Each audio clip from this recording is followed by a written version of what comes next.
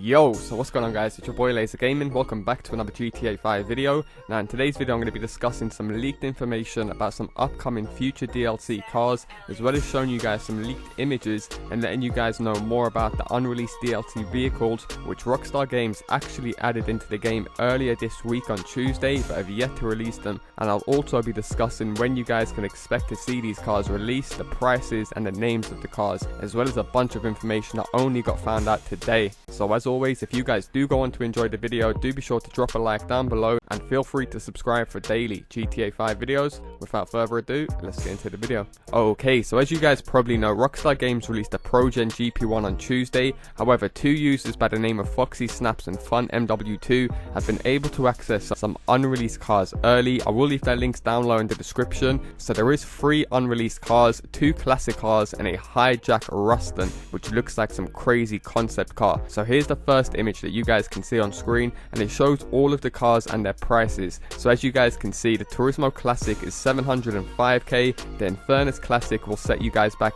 915k, and the hijack Ruston, which looks insane in my opinion, is only going to cost you guys 430k. So all in all, pretty decently priced. None of them will cost you guys over $1 million, especially the hijack Ruston, which as I said looks like some crazy concept style car, and I'm pretty sure these prices will remain the same as Rockstar Games never really changed the prices once they've been leaked. Now if you guys are wondering, TezFunds, who's another very credible leaker in the community, did tweet this. So as you guys can see, the first one to be released will be the hijack Ruston, then followed by the INFERNUS Classic, and finally the Turismo Classic. However, the crazy thing about this is, also according to TezFunds, the returning player vehicles will be making their way into online, such as the Duke of Death, which is an insane car. As you guys can see by this tweet, he reckons it will cost us around 650k, and he also goes on to say he doesn't know if it will be available to everyone or exclusive to players who have the bonus. Now here on screen you guys can see an image of the Duke of Death, and if you guys haven't used it on single player yet, it can handle one explosive, like one sticky bomb, and you can still continue to drive it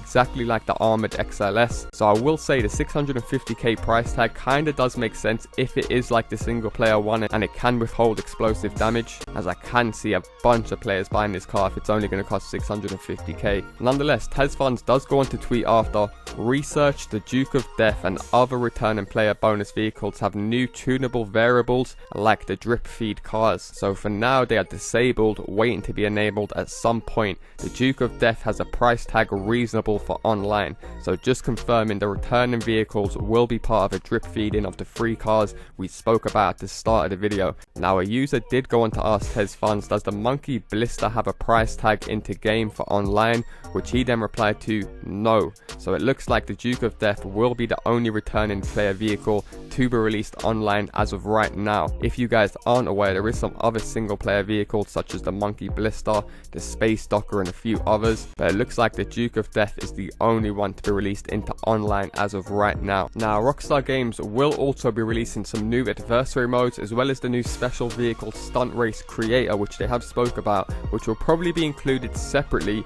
with each of the cars that I spoke about in like smaller micro DLCs every single Tuesday. However, because we can expect the new adversary mode and the new stunt creator mode, that has left a lot of people thinking that it's going to be every 2 weeks that they'll probably release these micro DLCs. Me personally, I think 2 weeks is just too long to release one car each. I can see them doing it every week, but like I said, if the new adversary modes do bang, then it would make sense for them to release it every 2 weeks. But you also do have to take into consideration they have got that massive military style DLC planned to be released very soon, so would they really drag it out over 6 weeks? I think they'd rather do it in 3 weeks, so we have a little gap and then they bring out big DLC. So there we go guys, a full breakdown on what you guys can expect to see in the coming weeks or months by Rockstar Games. So do be sure to leave a comment down below, let me know what you guys make of this new DLC, what you make of these new cars. Are they reasonably priced? Do you guys think the Duke of Death is the best car to be released from single player into online, or would you guys prefer the Space Docker? Be sure to sound off in the comment section down below, and as always feel free to drop a like down below and subscribe if you guys are new, as I do post daily GTA 5 videos.